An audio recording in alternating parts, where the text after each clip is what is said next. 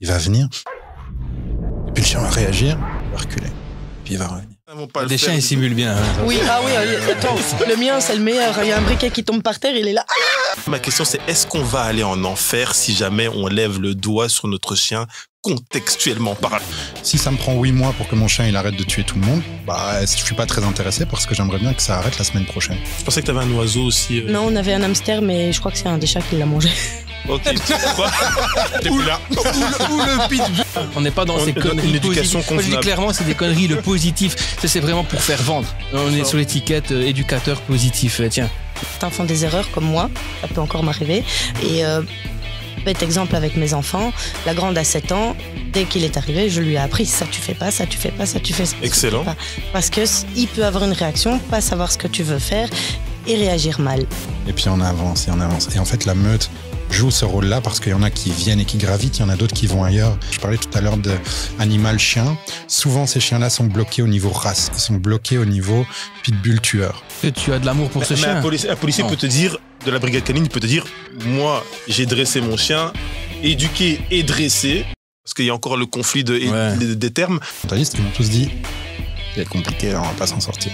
César Milan l'a pris pendant 5 minutes. Ah, mais attends. Ah oui, je suis parti avec mon chien là-bas. Ah, t'es parti. Tu l'as vu en vrai. Ah, je marchais avec César Milan. Quand tu présentes ce chien qui est dit dangereux, le premier, très agressif, aux autres, avec muselière, sans muselière, avec une laisse, vraiment dit là. Oh, je vais Yo! What's happening here?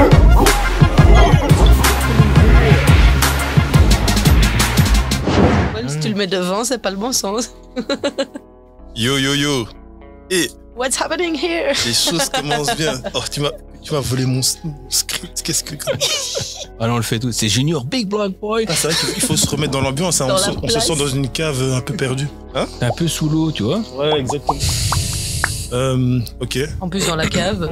Ouais. Tu me noies. Vous avez des interventions très mystiques. On parlait de cave. C'est toi qui as parlé de cave en premier. Nous, on a parlé d'eau. C'est moi. Nous, on était mieux, frère, tu vois. On parle de flotte, tout bien, détendu. C'est l'eau, ça fait penser à la mer. Lui, il nous parle de cave, tu vois, de trucs bien bressons et tout, là. Arrête.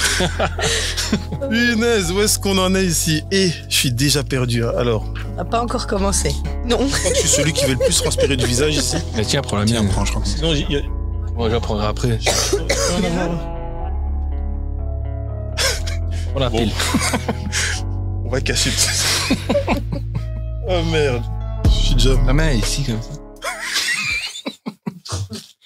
C'est vraiment... Yo, what's happening here? C'est Junior Big Black Boy de la chaîne Sport for My Pitbull. Et on est ensemble aujourd'hui pour réaliser un studio podcast audiovisuel, mesdames et messieurs. Et je ne suis pas tout seul puisque je suis accompagné de certains intervenants, des amitiés pour certains, des inconnus pour d'autres, et que vous allez apprendre à connaître en même temps que moi. Et je vais vous les présenter sans plus attendre afin qu'on puisse évoluer dans les sujets dont on va discuter. Alors, je vais commencer par qui stresse le plus ici que je pointe un peu du doigt. Elle. Ok, on va commencer par là. Exactement, un petit peu de galanterie ce soir. Fanny. Donc, je vous présente donc la première intervenante, la première invitée qui a été conviée par ici, donc Fanny. Enchantée. Bonjour Fanny, tu vas bien? Tout se passe bien? Tout va bien. Un peu stressé comme tu dis. Un peu stressé. Mais sinon, hein. ça va. Non, on est un petit peu tous, c'est les premiers épisodes, c'est tout à fait normal. Ensuite, on a Charlie, ici à côté de moi. Enchanté. Comment vas-tu? Ça va très bien. Le trajet, ça a été ouais, nickel. Ouais. Un peu d'embouteillage sur la route. Ça, c'est notre pays. D'ailleurs, c'est tous les pays du monde actuellement. Ouais. C'est toujours comme ça. Et alors, on a un invité de marque dont on va faire expressément connaissance ce soir, à savoir Dog Connection, mais d'ailleurs qui va se présenter lui-même. Hein. Est-ce que tu peux te présenter ici pour les gens qui nous regardent? Ouais, ok. Moi, c'est Olivier de Dog Connection et je représente Dog Connection. On est 2 fondateurs et notre travail, c'est vraiment de la thérapie psychocanine. Donc, on s'occupe des chiens et des humains et on est vraiment centré sur la relation entre le chien et l'humain. On fait en sorte que les propriétaires puissent mieux communiquer avec leurs chiens. Ok, du coup, si tu es dans le monde du chat, j'imagine que tu as des chiens aussi toi-même. Bien sûr, c'est lui qui m'a lancé. Mais tout le monde a des chiens en fait ici, en vérité. Oui. Hein. Ok. Et comment se porte, comment déjà toi de ton côté ici là? Moi, je te reprenne un petit peu. En pleine forme. La petite grandit bien, elle pousse bien. Bon, le plus vieux qui a 11 ans, malheureusement, commence un petit peu à flancher, on va dire. Ouais. Elle a 11 ans. 11 ans, À cause de l'âge ou quoi? Non, elle a une maladie. Elle a une tumeur au cerveau. Du coup, elle est sous cortisone et elle fait des crises d'épilepsie. Donc, du coup, elle prend aussi des médicaments. J'ai oublié le nom. Du phénoleptyl, matin et soir. Ah. Bon, le chien commence à aller un peu mieux avec le traitement, mais en fait, le traitement soulage la tumeur, désenfle la pression qu'il y a dans le cerveau, mais accentue la quantité de liquide autour des organes, etc. C'est des moments un peu pénibles. Ouais. Le problème, c'est que quand on prend ces chiens-là, on sait qu'on va en prendre plein le visage, mais on profite quand même de plusieurs années d'amour, pendant lesquelles aussi, des fois, il y a quelques petits tourments, mais bon. Et toi, de ton côté? Moi, j'ai de la chance. J'ai un chien de 7 ans que j'ai recueilli quand il avait 4 ans. Okay. Et il est en super forme. Chaque fois que je vais chez le veto, il a un cœur de jeune. Ses prises de sang sont top. Et il est jamais fatigué. C'est quoi comme race? C'est un croisé beauceron avec plein d'autres races. J'ai pas encore fait les tests génétiques. Mais, c'est un coureur. Et il aime bien rassembler les meutes aussi. Ok, super. Et Fanny, de ton côté, comment ça va les chiens à la maison? Super, hein. Il est en pleine forme. Toujours en demande de câlins, de jeux, de nourriture forcément. Un gourmand? Un gourmand, glouton. Comme c'est pas possible. Mais top, franchement il va super bien. Ok. Pour toutes les personnes qui nous regardent, comme vous pouvez le constater, je vais inviter des personnes différentes à chaque émission. Donc si jamais vous regardez l'émission, vous avez des sujets à nous proposer. Moi je regarde le micro comme si c'était la caméra du coup. Non mais si vous avez des sujets à proposer, n'hésitez pas à les mettre en commentaire. Si jamais vous voulez participer, je laisserai une adresse email dans la description afin que vous puissiez vous joindre à notre activité, vous exprimer. Et voilà. Et puis, comme d'habitude, on pense à cliquer sur le petit bouton like et à s'abonner, activer la petite cloche. Comme ça, vous ne manquerez pas les prochains épisodes et toutes les vidéos qu'on a l'habitude de sortir sur la chaîne YouTube Sport for My Pitbull. Alors, aujourd'hui, on va parler d'éducation et c'est aussi pour ça qu'on est bien accompagné. Dog Connection, qui va nous aider en fait à penser un peu tout ça. On sait qu'il y a beaucoup de différents types d'éducateurs. Quand on est beaucoup sur les réseaux sociaux, on voit plus ou moins toujours les mêmes, mais on sait qu'il y en a des milliers en Belgique et en France et même dans le reste du monde. Donc aujourd'hui, la question putaclic, comment dresser un pitbull? Mais je pense qu'avant qu'on vienne un petit peu vers la voie reposante et sage que tu nous présentes aujourd'hui, on va d'abord demander un petit peu à nos autres compatriotes. Est-ce que vous avez une manière particulière de dresser vos chiens? Est-ce que vous avez, Fanny, est-ce que tu as une manière d'opérer, toi, avec ton chien? Et qu'est-ce que tu lui apprends? Est-ce que tu estimes qu'il y a une base à lui inculquer ou alors tu lui apprends plein de tours, plein de choses? Comment tu fonctionnes avec ton chien à la maison? À la base, je le rappelle. Les règles de base. Assis, couché, ici au pied. Bon, ça, j'avoue, j'ai un petit peu du mal parce qu'il est assez têtu. Mais sinon, ouais, c'est la base pour sa sécurité à lui. Parce que j'aime pas le promener en laisse. Je le promène souvent sans laisse. Donc, du coup, ça a été la première chose que j'ai appris, c'est bien écouter correctement mes consignes. Je fonctionne pas avec des bonbons parce que je trouve pas ça super bon pour lui. Donc, c'est surtout répéter, patience, ce qui n'est pas mon fort, mais avec lui, j'avoue que j'apprends aussi. Donc, je répète, j'attends. Et à force d'attendre, il finit par comprendre ce que je lui demande. Et donc, du coup, ça roule. Franchement, j'ai un chien facile. Tu es satisfaite quand même.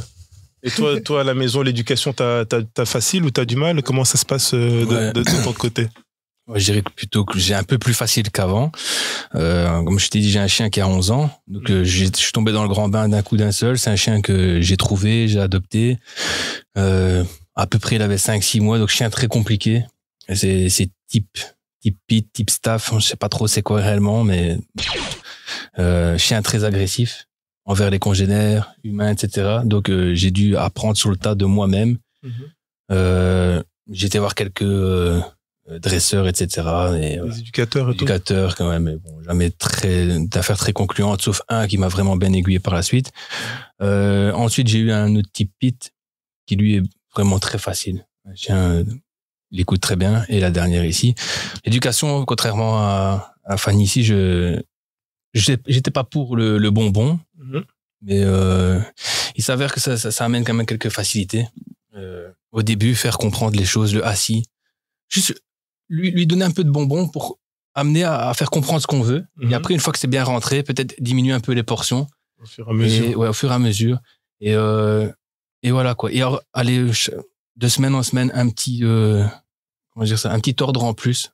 Pas forcément faire du bourrage de crâne. Et aussi, très important, le rappel. Donc, moi, les trucs de base, c'était déjà la propreté. Après, le rappel, parce que moi aussi, je préfère avoir un chien que je peux lâcher. Et chose que je n'ai pas pu faire avec mon premier, malheureusement. Et ici, j'apprends. Mais elle a quand même une longe, malgré tout. Mais le premier, en fait, ces soucis d'agressivité, tu sais, c'était lié à quelque chose de particulier ou c'était son profil à elle ou tu sais pas trop dire à ce moment-là, t'avais pas trop de lecture. Ben, tu sais, même maintenant, je ne saurais pas vraiment te dire ce qu'elle a vécu avant. Donc, est-ce que c'est un chien qui a été tapé? Est-ce que c'est un chien qui a été Ah oui, parce que tu l'avais adopté. Ouais, je l'ai trouvé. Ah, tu l'as trouvé, ouais, ok. Donc, je ne sais pas, tu vois. J'ai essayé plusieurs méthodes, l'approcher des autres chiens, etc. Mais c'est un chien qui va fonctionner par... comment dire ça? J'ai du mal à trouver le mot, mais dans le sens où, pour m'aiguiller un peu plus, par situation. C'est situationnel. En fonction du contexte. Voilà, le contexte est important, les données que le chien sent, et en même temps, le chien, en face de lui, comment il est. Mais quand t'as récupéré le chien, il avait déjà un petit peu d'instinct, un petit peu d'agressivité. Totalement. Donc, Totalement. Ouais, donc il y avait déjà un ami à moi qui je devais lui donner. Quand il arrive à la maison, il se reconnaîtra. Il m'a dit non, je prends pas le chien, il va me bouffer. Ouais, parce qu'on sait que ça dépend souvent de l'environnement. Alors moi, je viens avec des grands termes ici. Je parle de dresser un chien. J'ai parlé de dresser un pitbull parce qu'on dit souvent que ils sont téméraires. Ils ont un caractère assez particulier, assez vif, et qu'avec eux, il faut pas se tromper. Tout comme avec des plus gros chiens d'ailleurs. C'est pas spécialement le pitbull, même si c'est la race qu'on embrasse souvent dans notre communauté. Mais qu'est-ce que tu aurais comme recommandation à apporter au niveau de l'éducation, la manière d'éduquer un chien et en plus surtout dans le cas surtout dans le cas d'une adoption, quand on récupère un chien, est-ce que toi, tu as une manière de procéder particulière ou je sais pas? Ouais, nous, chez Dog Connection, on voit vraiment les choses un tout petit peu différemment, dans le sens où un chien, c'est avant tout un animal. Donc, on voit en 4 étapes d'abord. La première étape, c'est l'animal. Ensuite, c'est le chien. La troisième étape, c'est la race. Donc, les pitbulls, c'est dont vous parlez ici. Et puis, le nom. Donc, peu importe le nom, Snoopy, Papy, Poppy... Chili. Ah, le nom N-O-M, quoi. Ouais, le nom du chien. Donc, dans le sens où, d'abord, c'est un animal. C'est-à-dire que tous les animaux, ils ont des choses en commun. On est des animaux aussi. Et la première chose, c'est l'énergie. Quand vous parlez des pitbulls, par exemple, on va avoir 3 pitbulls très différents. Les 2 pitbulls dont tu parlais, il y en a un qui est très calme, très relax, très facile. Et puis l'autre qui est comme ça. Leur énergie est différente. Ensuite, le chien. Donc, tous les chiens sont pareil, entre guillemets. En tout cas, ils ont des caractéristiques qui sont les mêmes, dans le sens où ils ont un fonctionnement, en tout cas, nous, on le pense, certains sont pas d'accord, mais hiérarchique, où ils fonctionnent par meute. Et donc, dans la meute, il y a différentes places. Et en fonction du chien qu'on a, il faut pouvoir reconnaître à quelle place il est et quelle place il joue, quel rôle il a besoin. C'est-à-dire qu'il y a des chiens qui sont très meneurs, très confiants. Vous connaissez, il y en a aussi. Ouais. Mais il y a aussi des pitbulls qui sont très soumis. Ouais. C'est pas une question de race, c'est pas une question de la race. Il y en a beaucoup qui sont très craintifs, ouais. Voilà, exactement. Et donc, ces 2 caractéristiques-là, l'animal et le chien, surplombent la caractéristique de la race du pitbull. La race, ça va être plutôt des skills. Un pitbull va avoir des compétences qui sont pas les mêmes que celui d'un golden. Mais c'est vraiment l'habillage. C'est un peu, si on veut, l'animal, c'est vraiment la source. Juste autour, il y a le chien. Et puis, le vêtement, c'est la race. Mais si on contrôle pas l'animal et le chien, ça ne sert à rien de faire attention à la race. Okay. Ensuite vient le nom, et là c'est vraiment plus l'humain. Mon poupille, il est comme ça. Mais il faut d'abord maîtriser l'animal et le chien. Donc par exemple dans le cas d'un pitbull, effectivement il faut faire très attention parce que c'est des chiens qui ont un drive très important et qui, s'ils n'ont pas en face quelqu'un qui sait contrôler l'animal et le chien en eux, ils vont prendre le dessus d'office. Mais tant qu'on maîtrise l'animal et le chien, peu importe la race. Donc chez nous, on promène des meutes, par exemple. On va pas dire « Ah, vous avez un pitbull ou un Akita ou peu importe, on va pas le prendre. » Non. On va faire attention à quel type d'animal il est. Donc, si son énergie, elle est plutôt calme, confiante, on va plutôt le prendre. Si c'est un craintif, on va le prendre aussi. Si on voit que, par contre, c'est un agressif, on va prendre en charge ça parce que notre premier travail, c'est vraiment de rééduquer les chiens. Mais on le prendra aussi parce qu'il y a besoin de la meute. Pourquoi ? Parce que les chiens fonctionnent en meute. Et donc, pour prendre en charge le côté chien, on prend aussi en charge la meute. C'est bien que tu parles de meute, là, dans le sens où Le chien fonctionne aussi de façon situationnelle. Donc, est-ce que si tu prends un chien qui est plutôt meneur et tu viens amener un autre chien par la suite qui, lui, est un peu plus dominant également, est-ce que ça va pas changer tout le sens de cette meute, la hiérarchie qui est mise en place? Comment tu vois ces... Ouais, 100%. Et c'est pour ça que c'est important. Par exemple, tu parlais tout à l'heure du contexte. Et tu parlais de l'importance du chien, de ce qui l'entoure. Il y a une chose dont tu n'as pas parlé, c'est l'importance de la personne aussi qui est autour. C'est-à-dire que dans le contexte, en fonction des contextes, on a des contextes où on est très relax, il y a des contextes où on est plus nerveux. Ouais. Si par exemple, on se retrouve justement dans ce contexte-là avec 2 chiens dominants, on peut d'un coup commencer à stresser. C'est sûr. Ouais. Ça fait partie du contexte pour le chien. C'est très important et c'est pour ça que nous, on travaille beaucoup à la relation avec le chien et la personne parce que ce qui va être très important, c'est comment aussi on se sent. Et c'est ça qui est très difficile pour nous, les humains, surtout dans notre monde à nous, où on est connecté, etc. Et on fait pas très attention à être connecté à soi. C'est que beaucoup de nos clients sont pas conscients de comment ils vont ou comment ils se sentent. La gestuelle que tu dégages, ton chien l'aperçoit, tu ne te rends même pas compte de ce que tu dégages. Quoi. Exactement, ça, hein. Exactement. Et donc ça va être très important. Et donc dans le cas que tu décris avec 2 dominants, par exemple, ce qui sera très important dans ce contexte-là, c'est qu'ils peuvent être tous les 2 dominants, mais il y a un dominant qui est plus dominant que les 2 autres, c'est nous. Et donc, il faut pouvoir être à ce moment-là plus dominant pour que eux puissent prendre une place de suiveur de toute façon, peu importe leur dominance. Si tu as cette position-là, ce sera très facile. Enfin, très facile. Ce sera plus facile. Ça peut être un peu challenging, mais le fait que ce soit challenging, c'est toujours une bonne chose. Le fait qu'il y ait des soucis quand tu es avec un chien, c'est toujours ce que tu veux parce que c'est le seul moyen pour eux d'apprendre. On ne sait pas leur enseigner juste en leur disant à la maison, dis, la prochaine fois, tu seras gentil, ok? Ça va pas marcher. Il faut les mettre dans cette situation-là et les guider pour leur montrer comment faire. Et pour rebondir sur ce que tu dis, être le mâle alpha dans la meute, c'est l'humain qui doit prendre cette position. Mais tous ne sont pas capables. Tous les humains ne sont pas capables, ne s'y connaissent pas forcément. Donc, comment arriver à avoir cette place de dominant? Puisqu'il y a des gens qui vont peut-être vouloir être agressifs, entre guillemets, vis-à-vis du chien dominant, l'attraper par le cou, lui mordre l'oreille. J'ai déjà vu un peu de tout et n'importe quoi. Taper carrément son chien, le punir, l'éjecter du groupe et lui faire revenir après. Toi, quelles sont vraiment les bonnes mesures à prendre pour être vraiment le mâle alpha, quoi? Mais alors là, il y a une sacrée difficulté parce que tu opères avec des meutes. Donc, si tu opères avec des meutes, ça veut dire que tu opères avec de nombreux propriétaires. Tu travailles avec de nombreux propriétaires. Est-ce que tu as des appréhensions quand les gens viennent chez toi dans le sens où souvent, quand une personne vient chez toi, elle a souvent vu plein d'éducateurs avant. Tu sais qu'il y a des tas d'éducateurs et des tas de méthodes que les gens prônent à gauche et à droite.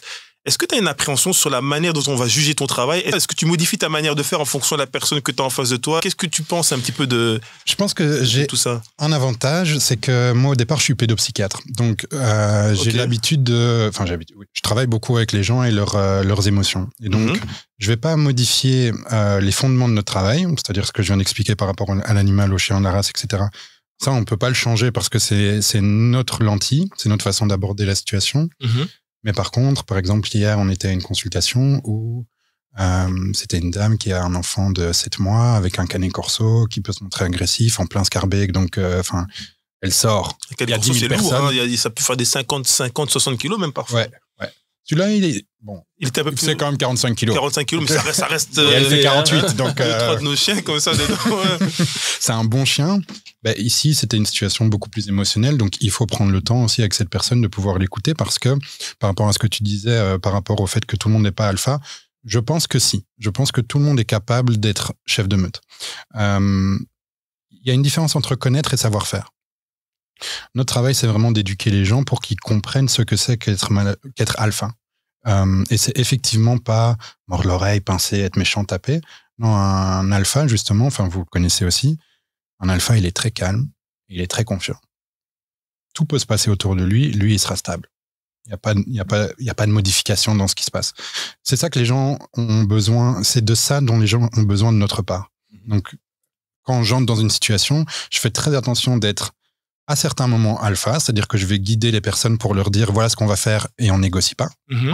Mais je vais faire très attention aussi d'être à certains moments 3. Donc dans notre vision de la meute, il y a 3 places si on résume. 1, alpha, très dominant, 2, c'est plutôt le joueur, le golden, etc. Et le 3, c'est le plus sensible, le plus doux.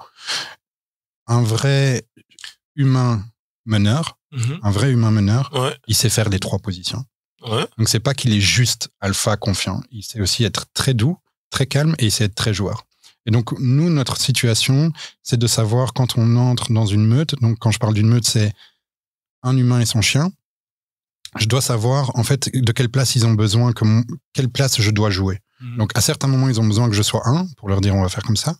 À d'autres moments, ils ont besoin que je sois 3. Par exemple, hier, cette dame avait vraiment besoin que d'abord on l'écoute, qu'elle puisse lâcher ses émotions, et puis après, qu'elle puisse reprendre cette position 1. Ok, donc là, tu as un peu étudié le profil psychologique de la maîtresse. La maîtresse, parce que le maître a un grand rôle, en fait, dans la relation avec son chien. Essentiel. Et tu as dit, alors je sais pas si j'ai bien compris, mais tu as dit que n'importe quel chien peut être alpha. Est-ce que c'est ça que tu as dit ou... N'importe quel humain peut être alpha. Tu parlais que ouais, parce qu'on l'a tous en nous. Okay. On a tous cette énergie en nous, c'est juste une question de contexte. Donc... Parce que je sais qu'il y a aussi il y a beaucoup de... Allez, moi j'avais suivi sur Facebook et tout ça beaucoup de débats sur est-ce que les hiérarchies existent. Alors, il y avait beaucoup aussi de gens qui critiquaient du coup César Millan. Alors nous, on a grandi, avant même que j'apprécie les chiens, je voyais déjà César Millan à la télé. Donc pour nous, c'était un repère. Après, en grandissant, en évoluant, à un moment donné, je me suis dit, mais tiens, maintenant, on est dans le monde du chien, on fait que parler de chiens à gauche et à droite. On voit les éducateurs francophones, anglo-américains, etc. Mais César Millan, je le vois plus. Qu'est-ce qu'il est devenu? Donc, je me suis renseigné un petit peu. Et là, j'ai commencé à voir des groupes de gens qui sont avec lui et des gens qui sont contre lui, qui le critiquent, mais complètement. Et quand il parle aussi de tout ce qui est des hiérarchies, il y a des personnes qui se disent que, par exemple, si tu as une meute de 4-5 chiens, par exemple, c'est toujours lui le 1, c'est toujours lui le 2, lui le 3, lui le 4, lui le 5. Tandis que d'autres personnes vont dire, ça dépend du moment. Au niveau de la nourriture, ça peut être ça lundi, mais peut-être qu'un jeudi, ce sera différent. Toi, tu penses quoi un petit peu de ces hiérarchies? Est-ce que tu penses que c'est contextuel? Tu penses que c'est toujours la même chose? Est-ce que tu penses qu'il y a une hiérarchie ou qu'il n'y en a absolument pas? Comment tu vois un petit peu entre les deux, justement, je dirais que c'est forcément contextuel, c'est-à-dire qu'il y a des chiens qui sont très dominants à la maison, mais très peureux à l'extérieur. Et donc, c'est l'autre qui va prendre le dessus. Ou par exemple autour de la nourriture. Mais par contre, je pense que ce sera assez régulier. C'est-à-dire que un chien qui va être dominant dehors, par exemple, et l'autre va être soumis dehors, le lundi, le mardi, ça va pas changer. Leur façon de réagir, ils sont quand même ils fonctionnent très fort en termes de pattern, donc ça va être régulier de ce côté-là. Mais effectivement, ça peut switcher tout en sachant qu'il y a des tendances. Un chien, par exemple, qui va être un peu anxieux, donc qu'on décrit nous comme 3, il peut se montrer dominant, mais c'est parce que quelqu'un ne prend pas la place dont il a besoin. Donc, par exemple, un chien anxieux, par exemple le Canet Corso qu'on a vu hier, il se montre très dominant dehors, mais c'est pas parce qu'il est dominant, c'est parce qu'il est anxieux, du coup il veut se protéger, et il n'y a pas quelqu'un à côté de lui qui prend la place pour lui dire « Yo, t'inquiète, tout va bien. » What's happening here? Non, surtout pas « No, yo, what's happening ?» Bien sûr, on doit lui dire calme-toi, mais on doit aussi lui montrer que tout va bien. C'est pour ça qu'un vrai chef de meute, il est calme. Parce qu'en fait, le travail que les gens doivent faire, c'est être calme eux-mêmes. Mais ce qui est plus difficile, c'est que tu dois aller chercher du calme en toi pour le distribuer à ton chien. Attends, comment faire? Attends, parce que Fanny, parce que toi, je sais que tu as quand même une grosse énergie en général. Et donc, toi, tu as plusieurs animaux à la maison. On est d'accord. Donc, tu as un chien, tu as plusieurs animaux. Est-ce que tu sens que entre tous tes animaux, je sais pas, est-ce qu'ils se craignent l'un l'autre ou est-ce que tu sens pas de différence entre eux? Comment est-ce qu'ils se comportent est-ce qu'ils sont en contact l'un de l'autre aussi? Parce que je sais pas s'il y en a dans les... tout le temps. En fait, t'as quoi comme type d'animaux? J'ai le chien, donc Rico. Ouais. Un furet. Ok, un furet, ok. 2 chats, dont un Maine Coon. Ok. Qui est aussi long que Rico. Ouais, les Maine Coon, c'est... Le chat qui se prend pour le chien. Voilà. C'est les chats qui ressemblent à des lions. Et ça se passe super bien. Et juste pour la nourriture, où Rico va être dominant, il va pas se laisser approcher. Il y a que moi qui peux mettre ma main dans sa gamelle sans pression. Sinon, non. Les enfants, la petite, les chats, le furet, personne ne peut s'approcher. Donc, un chien, 2 chats, un furet. Hein. C'est ça. Je pensais que tu avais un oiseau aussi. Non, on avait un hamster, mais je crois que c'est un des chats qui l'a mangé. Ok, tu crois? Un jour, il était plus là. Ou le pitbull. Je pense pas, parce qu'un jour, il était dehors et le chien, il jouait avec lui. Mais il n'a pas voulu le bouffer. Donc, à mon avis, ça doit être le chat. Mais non, sinon, Rico est très... c'est moi qui domine, déjà, de base. Donc, que ce soit dehors à la maison, c'est moi qui domine. Mais niveau nourriture, il va prendre Il te tient pas trop tête Non. Jamais. de manière, entre guillemets, violente, quoi. Non, jamais. Il peut être un peu têtu ou quoi, mais... Voilà, c'est ça. Il y a une seule fois où il a montré les dents et quand il a vu que c'était moi, il s'est calmé, mais c'est parce que j'ai fait quelque chose qu'il fallait pas. Je suis arrivée par derrière, je l'ai surpris et du coup, il s'est saisi et voilà. Tant qu'il réalise que c'était toi, Voilà, il est redescendu en pression. Voilà, mais sinon, non, ça se passe super bien à la maison. Il fait des câlins aux chats, les chats font des câlins aux chiens.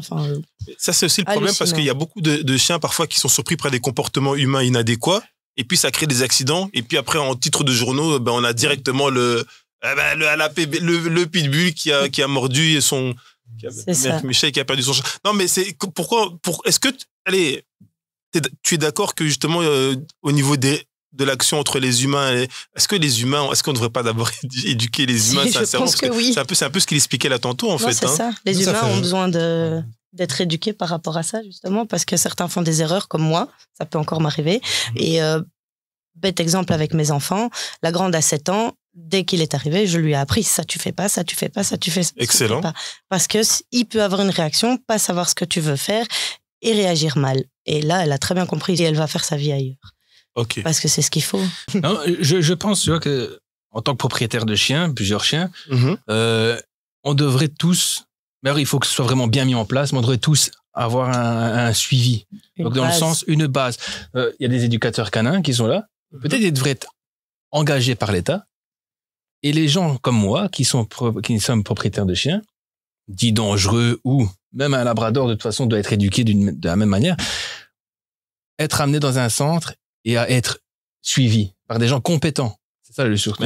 Il y a un très gros problème par rapport à ça. Dis-moi. Parce que dernièrement, justement, je faisais passer un test de comportement à mes chiens chez un vétérinaire comportementaliste et qui m'expliquait.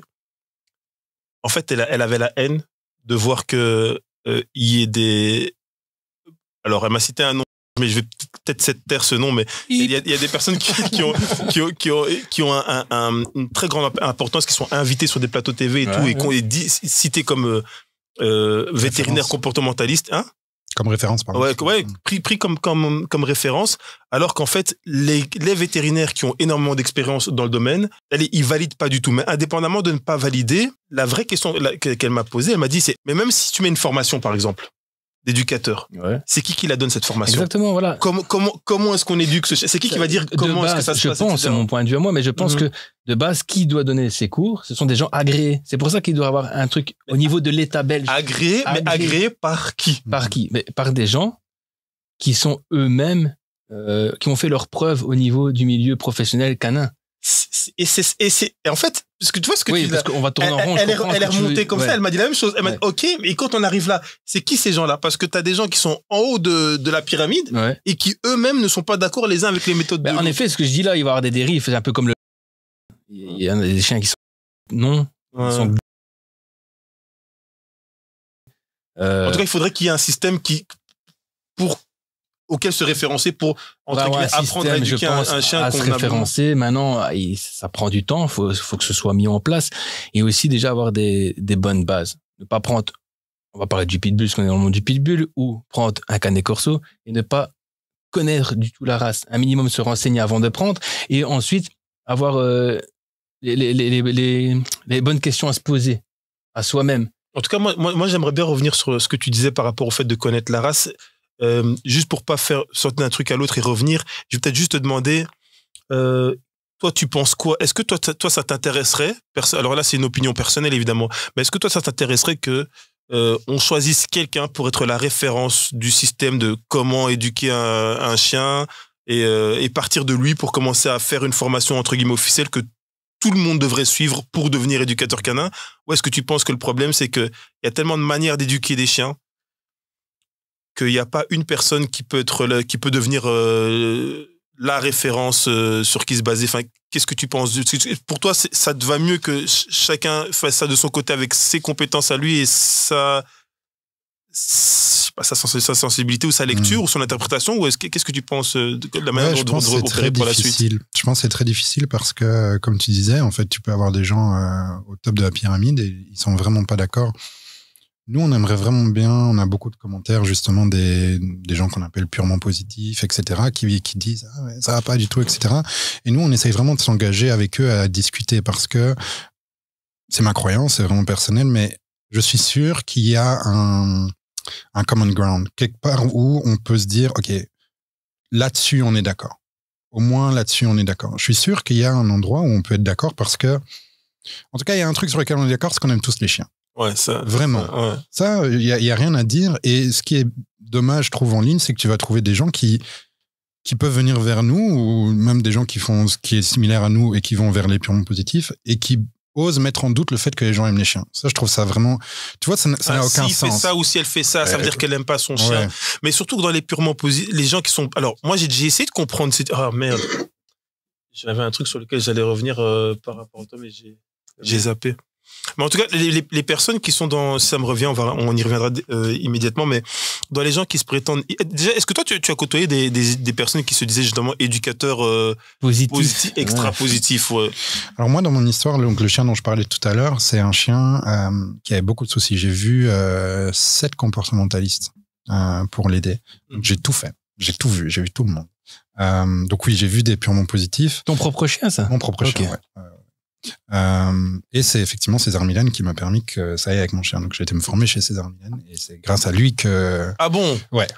Ah ouais, parce que c'est vrai qu'on en parlait là tantôt et c'est pour ça que je sentais un petit peu, t'avais un peu d'énergie comme ça. Je pensais à lui justement, juste avant que t'en parles, je pensais à lui. Donc ouais. Ok.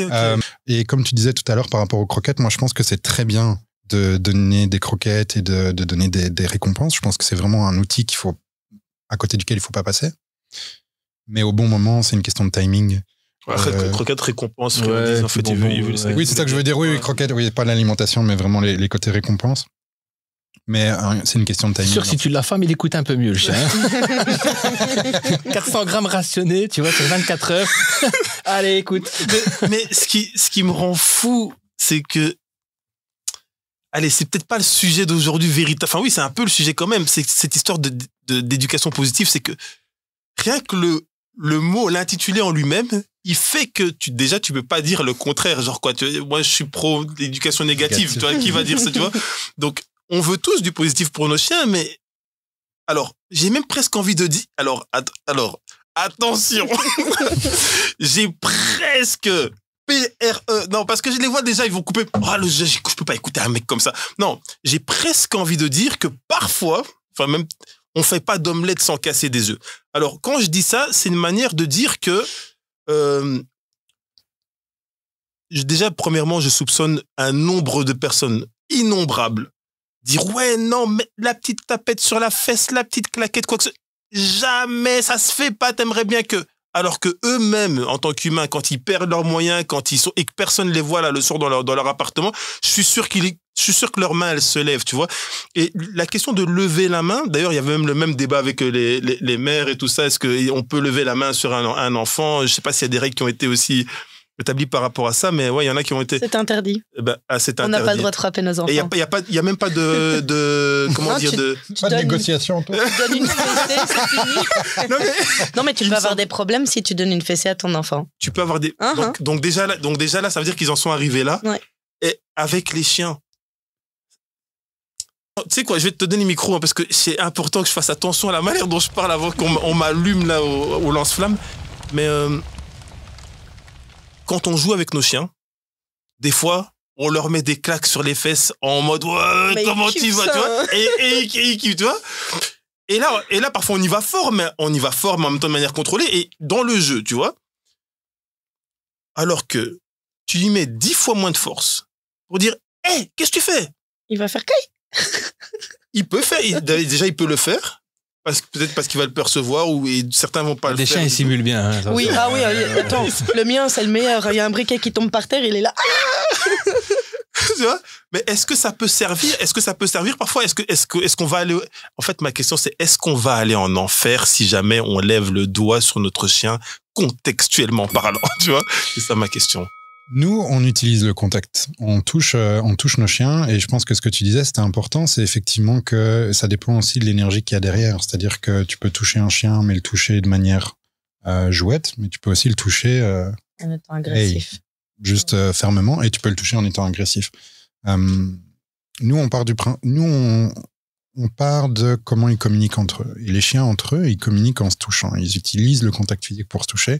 Ils utilisent leurs dents, ils utilisent leur mâchoire pour communiquer. On n'a pas la même précision que les chiens. Donc on n'a pas la capacité de communiquer aussi précisément qu'eux. C'est pour ça qu'on utilise beaucoup la meute. Mais nous, en tout cas, comme on a construit notre prise en charge, c'est qu'effectivement, on essaye de se rapprocher de leur communication le plus possible. Maintenant, le contact physique, ça doit être utilisé avec parcimonie, vraiment, et dans un bon timing. Même chose que les récompenses.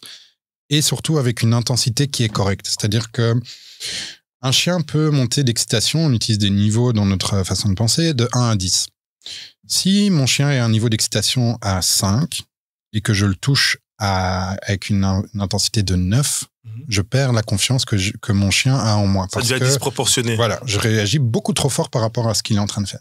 Par contre, si je le corrige avec une intensité de 5 ou 6, juste un au-dessus pour vraiment lui dire, hey, garçon, pas comme ça, et qu'après on redevient calme, parce que c'est ça le plus dur chez les humains, c'est pas tant qu'on sait pas s'énerver, c'est qu'on sait pas redescendre juste après. Alors que les chiens entre eux, s'ils se corrigent, un vrai chien qui corrige un autre chien, il le corrige, clac, c'est fini, il continue sa life. Ça, c'est vrai, c'est instantané. Hein. Ouais, instantané. Il a bien parlé. Fou avec les grands, il mange l'oreille, là. Hop, et puis on a fini. Il part se coucher. Alors que nous, c'est quoi? Et t'es chien, et je vais te. Et ce chien, j'en peux plus. Et de toute façon. Alors que pour le chien, c'est déjà fini. Et à part ça, après, on part de notre. Enfin, je dis on. Moi, je sais que j'ai ma manière d'opérer, mais je vois dans ma tête, là, dans mon entourage, puis ça part. Fais chier les chiens! Putain, je vais l'enterrer! Si j'avais essayé, je l'aurais pas. C'est des regards quand tu repasses près du panier. Ah ouais, hein? Moi, je me souviens. Alors que la correction, elle a déjà eu lieu. C'est déjà passé. Mais je voulais revenir à ce que tu disais par rapport à créer quelque chose d'éducation pour les chiens. Parce que c'est vrai que c'est une idée que j'ai déjà eue, mais c'est très difficile à mettre en place parce que sur quelle base? Parce que qui peut dire j'ai raison? Il y en a plein qui le disent, mais qui peut vraiment qui a raison en disant qu'il a raison? Il y a peu de gens qui peuvent le faire. Maintenant, je pense que c'est une question de résultat. Travailler avec un chiot ou un chien qu'on a récupéré mais qui est cool, c'est pas la même chose que de travailler avec un chien qu'on a récupéré qui est prêt à bouffer tout le monde et à tuer tout le monde. Mon chien, j'ai eu, je pense, au moins 3 000 € de frais vétérinaires envers d'autres chiens. Mais Ton chien? Mon chien. J'allais dire le bâtard. Le bâtard, ouais. Le bâtard. Mais parce qu'en fait, le terme bâtard est tellement péjoratif. En tout cas, c'est un enculé pour faire 3000 balles de frais vétérinaires, merde. Je peux dire que j'y suis passé, il y a des moments où je vais le ramener. Mais honnêtement, ça c'est mon point de vue et c'est comme ça qu'on a développé notre façon de fonctionner. Ça n'aurait pas marché avec juste du positif. C'est pas possible. Parce que avoir une friandise quand il voit un autre chien et que vraiment il est en bout de laisse à vouloir le tuer, comment tu pratiques toutes les friandises que je veux, il s'en fiche. Mais parce que le positif en plus, alors pour ceux avec qui j'ai essayé de parler, il n'inclut même pas le fait d'élever la voix. Ça veut dire que j'entendais ce que tu disais là tantôt qu'il fallait essayer d'être le plus calme possible, etc. Mais quand t'as ton chien qui est remonté, comme tu dis en bout de laisse, ça cache. Allez. C'est impossible. Je pense que ce sont des gens qui n'ont pas de chien qui parlent comme ça. Hein. Sincèrement. D'ailleurs, dans les promenades au niveau de la race, les races, ils ont comme tu disais, des compétences. Il y a l'atavisme qui va jouer pour beaucoup de races. Il y a un caractère donc héréditaire qui va revenir et qui va être beaucoup plus expressif, beaucoup plus en exergue chez certains chiens, que chez d'autres. Mais de manière générale, on va pouvoir attribuer certains comportements à certaines races parce que c'est ce qu'on observe et aussi surtout parce que c'est parce qu'on sait, entre guillemets, qu'ils ont été formés pour ceci ou pour cela. Il y a des chiens qui auront un instinct à aller sauver, à aller nager parce que eux, ça a toujours été facile dans le passé, et d'autres chiens qui voudront jamais parce qu'ils ont peut-être été même formés pour quelque chose de contraire à ce qu'on essaie de leur faire faire, tu vois. Dans le cas du pitbull, nous, on n'est pas inconscients. Au début, franchement, hein, on était tous là. On voulait tous partager des photos de chiens avec un petit chat, avec un petit bébé, on voulait tous faire ça et dire, vous voyez, vous croyez que c'est ce chien qui est méchant. Et j'étais aussi dedans parce que je pensais que c'était la seule manière de contrebalancer ce que les médias nous présentaient aux gens pour les terroriser, tu vois. Et à un moment donné, je me suis dit, mais je pense qu'il faut expliquer les choses autrement parce qu'on pourra leur montrer 1001 photos d'un pit qui joue avec un autre chien, d'un pit qui joue avec un chat, d'un pit qui joue avec un bébé. Dès qu'il y aura un accident quelque part, ils diront, alors, et là, c'est du fake. C'est du fake. Et quand on voit qu'on a parfois des pits qui sont pas OK congénères, chose qui est presque, c'est pas si peu normal parce que même en adoption, on te marque sur des pancartes, ce chien-ci, pas OK congénère, ce chien-là, OK congénère, lui pas OK chat. Donc c'est quelque chose qui fait partie de, on sait que c'est pas un diable, c'est pas un chien hors norme s'il est pas OK congénère, tu vois. Pas que c'est que le pit en plus, hein. En plus, le pire c'est que il y a pas que le pitbull, mais entre guillemets, comme on sait que le pitbull au début, il a été créé pour des animations de ce type-là, de combat entre congénères, eh ben, on est prêt à comprendre qu'il puisse être comme ça, mais on sait aussi qu'il peut changer avec l'environnement, l'éducation, etc. Mais au moins, on peut aussi comprendre que si on n'a rien fait de spécial pour l'encourager d'être comme ça, on peut imaginer en tout cas d'où ça peut provenir. Tu as une meute, tu as un chien, moi je sais pas, j'ai un chien dangereux, et il est agressif avec ses congénères. Et je te amène mon chien agressif. Et toi, tu as tous des chiens ils sont bien stables, etc., avec les congénères. Je parle bien de stabilité entre congénères, pas de stabilité générale. Est-ce que tu peux mêler ce chien agressif entre congénères directement dans ta mêlée ou est-ce qu'il y a un travail à faire au préalable parce que c'est un peu chaud quand même? En général, si c'est vraiment très, très, très, très, très, très, très fort, par exemple, un chien qui a déjà tué, ça, c'est le cas extrême, par exemple, code rouge. Code rouge. Quand même. Tu vois, il faut les... Ok. Comment dire?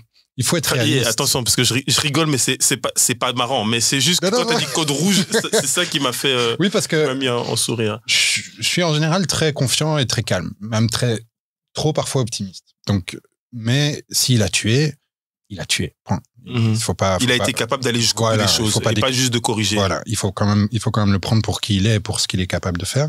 On va le voir quand même une fois, mais c'est pas spécialement parce qu'il serait pas prêt à voir la meute, parce que de toute façon, quand il verra la meute, ce sera de toute façon une nouvelle expérience. Mais je prendrai un peu de temps juste pour qu'il comprenne quel rôle on va jouer, lui et moi ensemble. Donc je prendrai quand même 20 minutes avec lui, à marcher avec lui et à lui montrer comment est-ce qu'on se comporte avec moi. Comme ça lui permet d'être dans un autre état d'esprit. Parce que souvent, s'ils ont tué, ils sont dans un état d'esprit comme ça. Je dois gagner contre tout le monde. Ils sont comme ça. Donc, il faut déjà les redescendre un tout petit peu. Et avec mes collègues, on va fatiguer la meute une première fois. Parce que, on parlait du contexte tout à l'heure, l'excitation va les exciter. Sauf que ces chiens-là, c'est pas comme un golden qui est cool. L'excitation, ça va pas lui faire dire cool, on va jouer à la balle, ça va lui dire cool, on va jouer à tuer. Donc, il faut que la meute... Chose qui est presque, entre guillemets, normale pour un animal, dans le sens où tuer, c'est pas un crime comme nous, on considère le crime d'éteindre un organisme vivant, en fait. Ouais. Oui, et ça, c'est encore un autre débat. C'est effectivement. Pas, moi, j'ai mal au cœur quand les mouches elles pendent là, tu sais, sur le truc collant, là, tu vas se débattre. Ouais. Ça me fait de la peine. Ouais. Mais c'est notre considération des animaux qui nous font penser comme ça, parce qu'il y a des animaux il y a des êtres vivants allez, on les écrase ou des petites bestioles, on s'en fout. Mais quand ça devient des animaux qui sont de plus en plus proches de l'humain, c'est là qu'on commence à dire oh là là là là, cet animal s'en est pris à cet animal, il a un problème et compagnie. Bon. Et c'est tout le côté émotionnel aussi de, par exemple, les pitbulls que tu décris qui sont en refuge. Les gens qui vont les prendre comme ça, crispés. Oh, c'est un pitbull, il a tué. Alors que si c'est il est dangereux congénère. Si c'est un golden, il y a des golden qui sont pas OK congénères. Les gens vont les prendre un peu plus relax que si c'est un pitbull. Pourtant, la description est la même. Donc, si on amène un chien comme ça, code rouge, dans la meute, il faut que la meute soit aussi calme parce que il a besoin de réapprendre qu'il peut être autour de chiens et qu'il n'y aura pas forcément beaucoup d'excitation parce que le premier problème, c'est pas forcément qu'il tue, c'est qu'il associe excitation et tuer. Donc, si on enlève déjà l'excitation, on peut lui réapprendre à être avec d'autres chiens et à se calmer avec d'autres chiens et à être bien avec d'autres chiens. Mais il y a besoin de la meute. Nous, on a un certain savoir et certaines compétences, mais on n'atteindra jamais le niveau des chiens pour communiquer entre eux. Et c'est toujours très, très chouette à voir, en fait, d'avoir des chiens qui viennent avec la meute parce que c'est toujours imprévisible de savoir... Il y a toujours au moins un chien qui va connecter avec ce chien-là.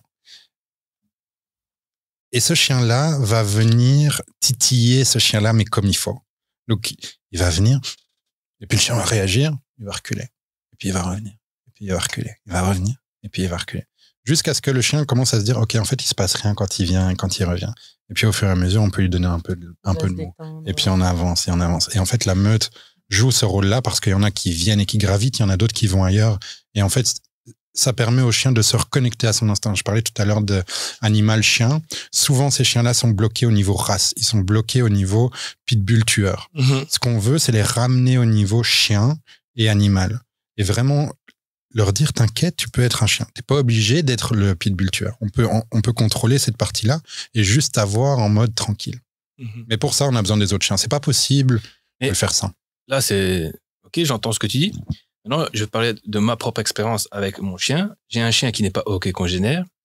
Lorsque je lui présente un chien calmement, il peut vouloir essayer de l'attraper. Donc, muselière, laisse, etc. On fait des balades avec ce chien. Et puis, il va intégrer ce chien dans son environnement. Et il va dire, OK, toi, je t'ai accepté. Il lui fera plus jamais rien. Limite, c'est ce qui arrive avec le chien de ma femme. Donc, on a aussi un petit shih tzu de 3 kilos au milieu de ces 3 magnifiques molosses. 3 paquets de sucre. Et c'est lui qui fait la loi. Hein. Maintenant, c'est lui qui fait la loi. Le shih tzu. Le shih tzu fait la loi à la maison. Il a sa gamelle, personne ne s'approcher. S'il est dans le divan, on lui marche pas dessus. Voilà, c'est le prince. Tout ça pour dire que au début, il essayait d'attraper ce chien. Et puis, il l'a intégré dans sa vie de famille. Et pour lui, maintenant, c'est normal que le chien le domine, lui aboie dessus, même essayer de l'attraper. Et lorsque je vais croiser un autre shih tzu, ça va être de nouveau la même. Mais je ne peux pas prendre le temps de faire accepter tous les chiens du quartier à mon chien. Donc, comment je peux lâcher ce chien en toute sécurité sans muselière? Pour moi, c'est impossible. Mais ça, c'est mon expérience personnelle. C'est-à-dire que le chien sera toujours amené à vouloir croquer un autre chien, quoi qu'il arrive. Donc, peut-être il ne fera rien. Il va arriver. L'autre chien va avoir un certain charisme et un certain répondant qui fera que le mien va éviter la bagarre. Mais s'il sent qu'il y a possibilité, alors là, il va y aller. Mais le temps que j'intervienne, c'est trop tard.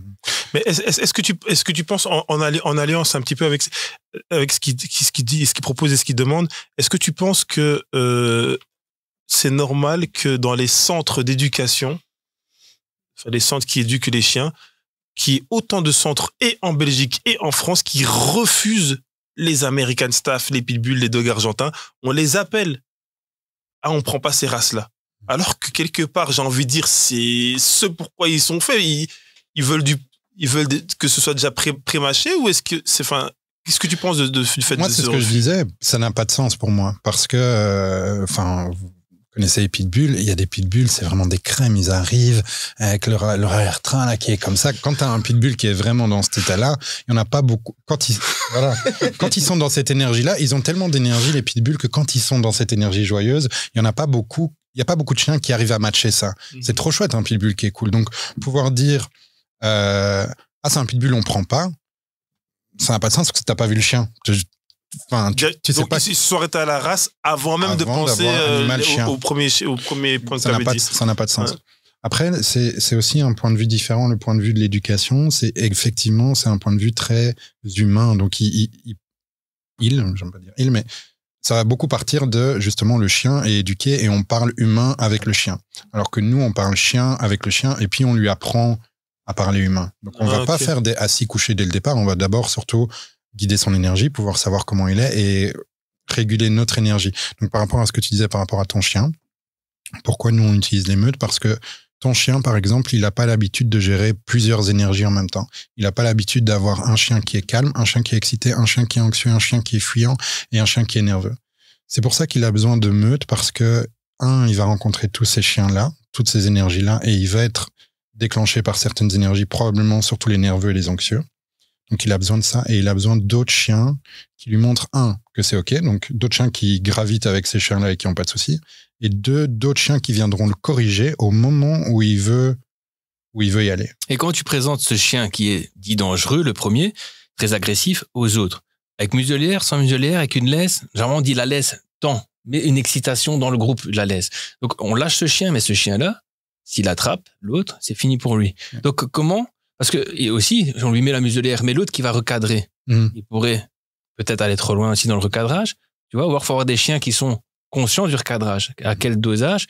Et donc, c'est la question, réellement, c'est est-ce que ce chien tu le présentes en muselière au final. Ouais, d'office. Ok. Surtout si c'est un pitbull. Parce que les pitbulls, ce qui est difficile avec eux, c'est qu'une fois qu'ils attrapent, ils lâchent pas et ils sont excités par le fait d'attraper. Mhm. Donc, c'est très difficile de faire lâcher un pitbull il faut commencer Ils à ont passer. un instinct de prédation très, très élevé. Au-delà de la prédation, c'est vraiment la prédation, c'est un problème. Le deuxième problème, c'est vraiment La capacité à rester bien et que ancré. voilà, et que ça se bloque et c'est très difficile de faire lâcher.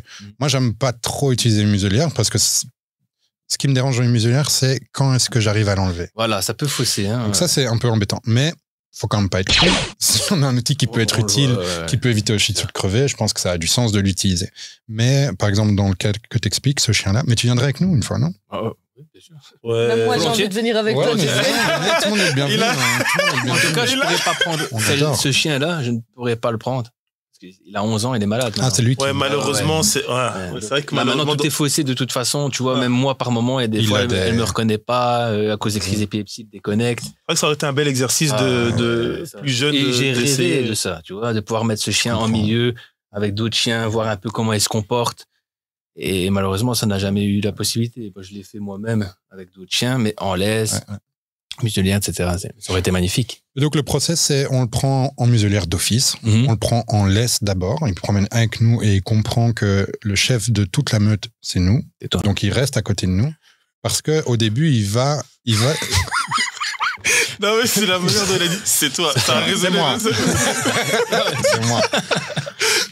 Mais aussi parce qu'au départ, il va d'abord déclencher en laisse d'office. Ah ouais, Il va vouloir d'abord au début. Donc, au moment où il est le plus énergique, en fait, ce qui est trop chouette, hein, quand on prend une meute, on promène 1h30. L'énergie du début de la balade n'a rien à voir avec la fin. C'est Donc, vrai. au début, il faut d'office, on est très en forme, on y va, on avance, tac, tac, tac, on y va, il corrige. Boum, on fait une petite, on corrige, on continue à avancer. On lui donne du mou, on lui laisse la muselière. La première fois, moi, je laisserai une muselière. Sauf si vraiment je vois qu'il est tranquille. Parce que parfois, Ouais. Ils sont sourds. l'impact attention, des hein. propriétaires, on le sous-estime vraiment de manière impressionnante. Moi, mon chien, j'étais sûr que c'était un tueur de chiens.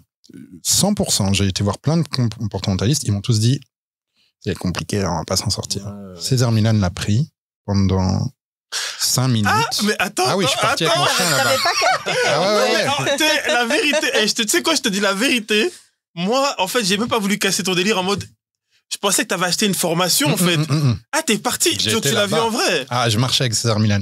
Putain, la classe. Ah ouais, ouais. Ah ouais, mais truc ça, de dingue. mais ça, c'est. Non, mais en tout cas, c'est une expérience. Enfin, Ah, je truc te de casse dingue. dans le. Tu Non, retiens non, bien pas ce que du tu vas dire, mais j'avoue que. C'était un kiff. On peut dire Ah ce ouais. qu'on veut d'une personne comme ça pour avoir élevé une autorité à ce niveau-là, tout en présentant, même si les gens ils vont dire oui, mais c'est le montage et compagnie. Ouais, mais vous croyez qu'on refait un chien en 45 minutes d'épisode ou quoi? Enfin, Et c'est pas le montage. Et je pense qu'il est honnête, César Milan, parce qu'il a déjà raté avec des chiens. Je pense qu'avec un pitbull, notamment, il avait raté et il a dit à la femme, c'est pas le chien qui te correspond.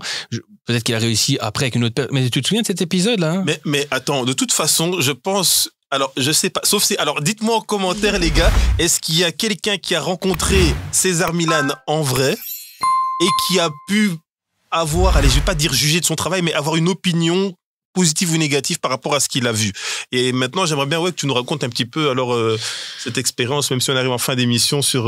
Donc moi, Voilà, j'étais persuadé que ça allait jamais aller, mon chien. Après 2 ans de galère, tout essayé, j'étais sûr que ça n'irait pas. Et César Milan, dans ses épisodes, on l'a tous vu, il dit toujours, il faut un meneur, calme, confiance, ça a un impact. Moi, je me disais, mais non, ça va, je suis calme et confiant, je vois pas pourquoi, c'est mon chien le problème. Il l'a pris pendant 10 minutes. Et après, on a marché dans sa vallée à 2, entouré de 6 chiens avec mon chien, ce que j'avais jamais vu. Sans muselière. Génial. Et ton chien, pas réactif. Sauf, T'as dit paradis. pas réactif. Pas réactif. Ah, Sauf, pas réactif. sauf quand je suis revenu. Ok. Au moment où je suis revenu, il a recommencé à réagir. Ouais. Et c'est là que j'ai vu C'était toi le problème. que c'était moi le problème. Ok. Et c'est en me changeant que mon chien a changé, pas l'inverse. Et c'est ça qui est le plus dur pour les gens qui travaillent avec leur chien, c'est d'accepter que vraiment ils ont un impact. Et le plus difficile encore, c'est de faire confiance à son chien avant qu'il vous donne les raisons de faire confiance. Pour que ton chien aille bien et qu'il arrête de faire des conneries, tu dois te dire, cette fois-ci, il va pas le faire. Alors qu'il l'a fait 200 fois avant et que tu as payé 3 000 € de trucs et que tu l'as vu déclencher à chaque fois, cette fois-ci, tu avances, tu regardes devant, tu te dis, il va rien faire. Et ça, c'est le plus dur. C'est juste chiant parce qu'en cas parce que il y a pas que l'agressivité, il y a plein de types de problèmes, mais si on doit parler en termes d'agressivité, on doit penser aux chiens des autres aussi. Donc, d'ailleurs, c'est peut-être la raison première de la muselière, c'est que, parce que, allez, des fois, on a déclenché quelques sourires, enfin, j'ai déclenché, mais je vais même parler pour moi, après certains types de phrases ou de répliques, mais quand il y a un animal qui est victime, quand il y a un chien qui est victime, il y a un propriétaire derrière. Quand c'est un animal sauvage ou les trucs qui vont dans la terre, là, une taupe ou des petits lapins, là, il y a personne qui s'en soucie. Même là, les gens, ils vont même au taf et ils disent, ouais, regardez ce que mon chien, il m'a ramené, ou mon chat, souvent. On voit plein de vidéos comme ça, des chiens qui ont chassé une souris, un lapin. Mais là, il n'y a pas de problème. C'est de nouveau, on rentre encore à la considération. Comme tu avais dit, c'est l'émotionnel des humains qui fait qu'ils vont déconsidérer une certaine mort. Et puis là, partira pas dans le conflit israélo-palestinien. Mais en tout cas, ceux-là ne nous regardent pas. Donc voilà. Fallait qu'ils nous lâchent une c'est ça. Mais ouais.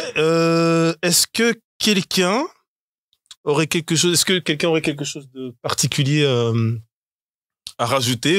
Peut-être que j'ai mobilisé la parole à certains moments. Ou quelqu'un voudrait revenir avec une information en particulier. Moi, je voulais juste finir parce qu'on n'a pas fini juste ce truc-là, sur le fait d'avoir quelque chose qui éduque tous les propriétaires, parce que ce serait vraiment utile. Je pense vraiment que ce serait vraiment utile, mais c'est très, très difficile. Et je pense, enfin, si dans ta communauté, il y a des gens qui ont des idées, je pense que c'est très bien de le faire participer et de réfléchir, parce que il y a vraiment besoin.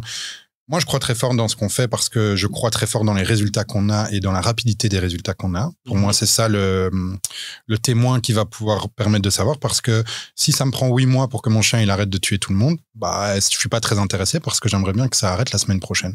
Mais ce serait chouette d'avoir quelque chose.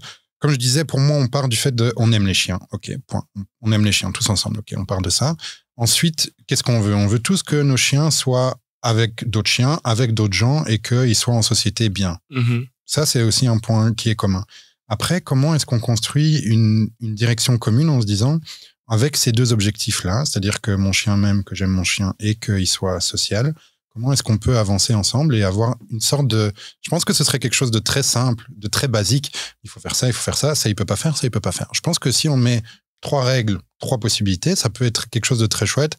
Et comment les faire respecter, et puis on avance. Il faudrait presque une convention où il y aurait plusieurs vétérinaires qui seraient invités, et pour chaque sujet, limite, ça partirait en vote. C'est tellement compliqué.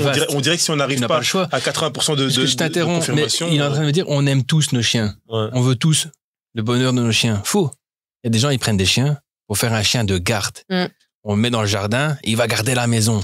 Tu sais, c'est le mec qui a rien à voler chez lui, mais il veut le malinois tueur dans le jardin, là, tu vois. Il ne sert strictement à rien, et il va mettre le chien en cage, et il va au dressage. Les 6 premiers mois, il va faire un dressage assis, au pied, couché. Le chien n'a rien compris.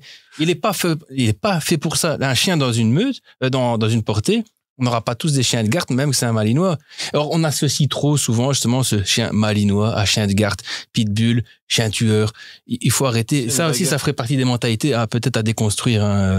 Et ça, ce serait le travail des éducateurs canins à mettre en place. Mais là, le problème, c'est qu'il faut pas qu'on oublie que à la base, les différentes races, à la base, c'était pour la plupart des chiens de travail. Alors, c'est vrai qu'à l'heure d'aujourd'hui, comme tu as dit, il y a des gens, ils veulent un chien de garde pour te protéger, des oranges, enfin, respect aux agris. Mais en tout cas, ce qui est sûr, c'est que on a des références comme ça parce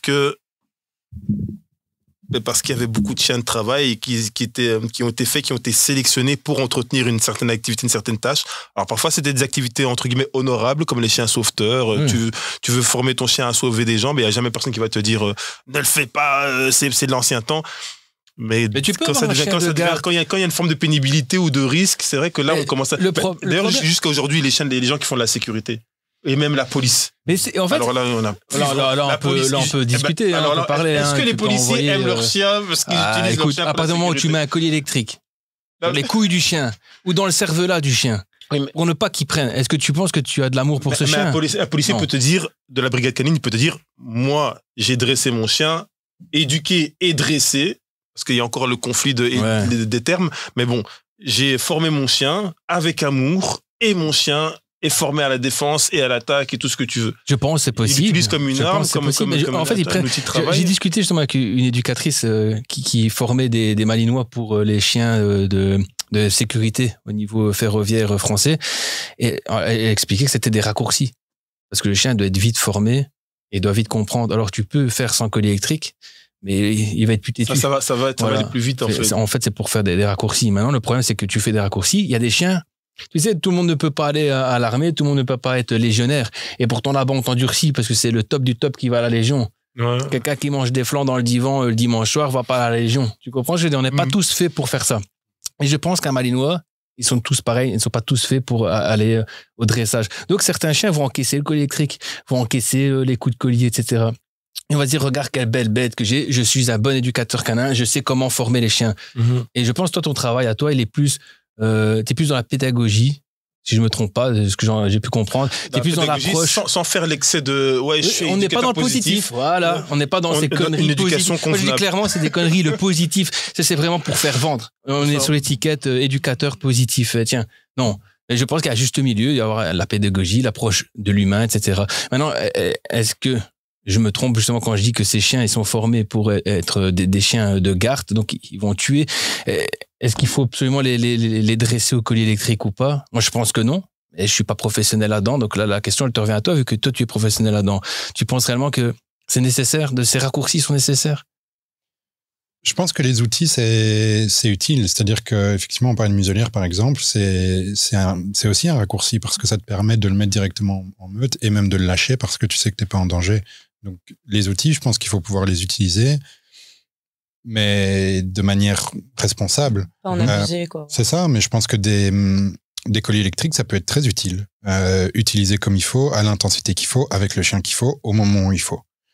Mais c'est pas une mauvaise chose. Alors, ça reste peut-être pas à la portée du grand public. Voilà, il faut être formé à l'utiliser. C'est comme en fait, c'est un flingue. Mais c'est ça, le problème, c'est que c'est en vente libre. Tu vois, n'importe qui peut aller chercher la Tomeco un collier électrique et le mettre à fond sur un chiot. Et là, c'est...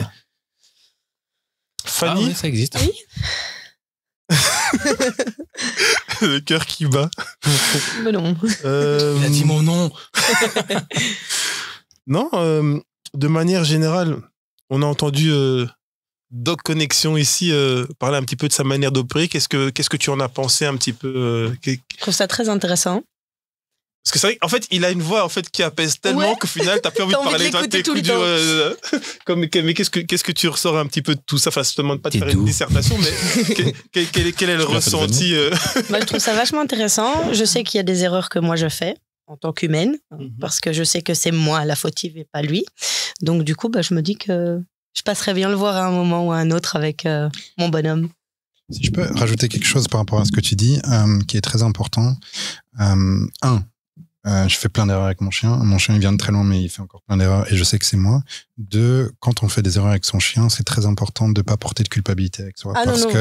Enfin, pour toi ou pour les autres, mais c'est très important parce que la culpabilité, c'est une énergie très, très, très, très faible.